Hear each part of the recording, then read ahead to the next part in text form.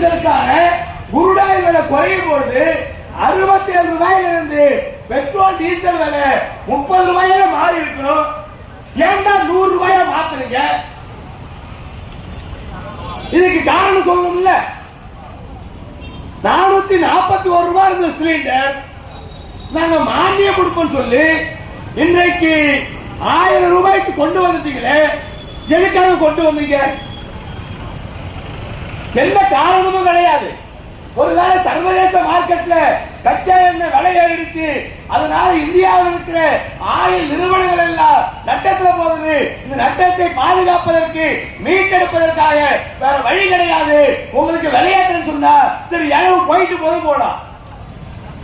அங்க விளையாடல, ஆயில் நிறுவனங்களுக்கு நட்டம் ஏற்படல. அப்ப எதற்காக இந்த விலை உயர்வு? தகவல் பெறும் உரிமை சட்டத்தில் கேட்டா கடந்த 10 ஆண்டுகளில் இந்தியாவை ஆண்டு கொண்டிருக்கிற RSS பாஜக மோடி அரசாங்கம் பெட்ரோலிய பொருட்களின் மூலமாக ஏழை எளிய உழைப்பாளி மக்களிடத்திலிருந்து கொள்ளையடித்த பணம் 20 லட்சம் கோடியா. 1 ரூபாய் 2 ரூபாய் இல்ல, 20 லட்சம் கோடி ரூபாய் ஓ பாக்கெட்ல இருந்து, ஆட்டோக்கார பாக்கெட்ல இருந்து, பைக்ல போற பாக்கெட்ல இருந்து, லாரிக்கார பாக்கெட்ல இருந்து, போலீஸ்கார பாக்கெட்ல இருந்து, கார்பரேஷன் ஏஐ பாக்கெட்ல இருந்து, எல்லா பாக்கெட்ல இருந்து 20 லட்சம் கோடி திருடி எங்கடா கொண்டு போய் வச்சேன்னு சொன்னா எல்லாத்தையும் கொண்டு போய் அம்பானிக்கு அடானிக்கு வச்சுட்டான். அப்ப எதற்காக விலையேற்றுறீங்க? இது 10வது.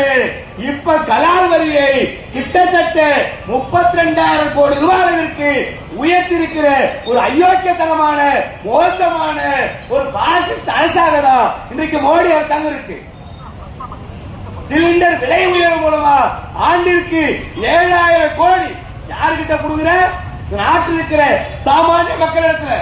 எனக்கு முன்னாடி அசோகன் கூட சொன்னாரு, இனிமேல் வர வழி கிடையாது. கேஸ் விலை உயர்ந்துருச்சுன்னா நாம எல்லாம் சுள்ளி வச்சு ஊராங்குளம் வச்சு பொங்கி சாப்பிடு. பாவம் அசோகன் உங்களுக்கு தெரியல எந்த ஊர்ல சுள்ளி இருக்கு. நீங்க முன்னாடிலாம் சென்னைக்கு வந்தீங்கன்னா அல்லது டீ கடைக்கு போனீங்கன்னா பாய்லர் இருக்கும்.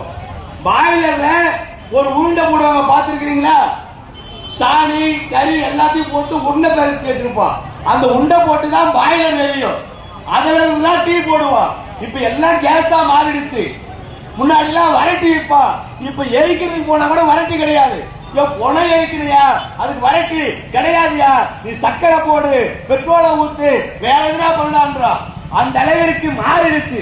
கிராமப்புறத்துல கூட சுள்ளி கிடையாது, கேஸ் அடுப்புக்கு மாறியாச்சு. இந்த சூழல்ல தான் கேஸ் விலை இன்றைக்கு 1000 ரூபாய்க்கு கொண்டு போயிட்டான்னு சொன்னா யாரை வாழ வைப்பதற்கு? சாமானிய மக்களை வாழ வைப்பதற்கா? ஏழை எளிய உழைப்பாளி மக்களை வாழ வைப்பதற்கா? ஒரே கல்லுல 2 மகன் நம்ம சொல்லுவோம்ல, அதுதான் ஏற்பாடு. என்ன அப்படின்னு சொன்னா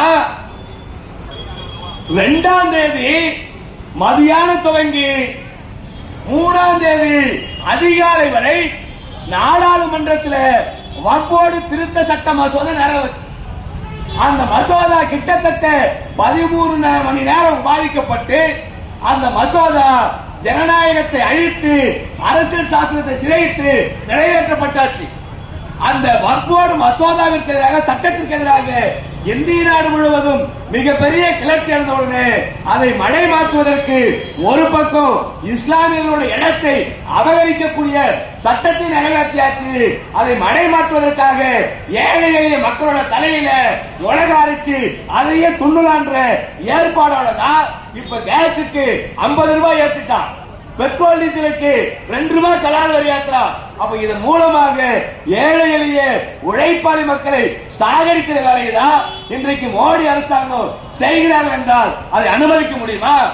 எதுக்காக வக்ஃபோர்டு திருத்த சட்டம் அவ்வளவு அவசரமா? இன்னைக்கு நேற்று வந்துச்சு வக்ஃபோர்டு, அது காலங்காலமா இருக்கு. அந்தந்த நாடுகளில் இருக்கிற இஸ்லாமிய மார்க்கத்தில் இருக்கிறவர்கள் தங்களிடம் இருக்கக்கூடிய சொத்துக்களை இறைவனுக்காக கொடையாக கொடுப்பார்கள். அப்படி கொடையாக கொடுக்கக்கூடிய இடத்தை பராமரிப்பதற்கான ஒரு வாரியம், அந்த வாரியம் என்ன பண்ண சொன்னா அதுல சட்டமே வச்சிருக்கிறா, நாளுக்கு தான் பயன்படுத்தணும். ஒன்று, இஸ்லாமிய மக்களுக்கு கல்வி கொடுப்பதற்கு.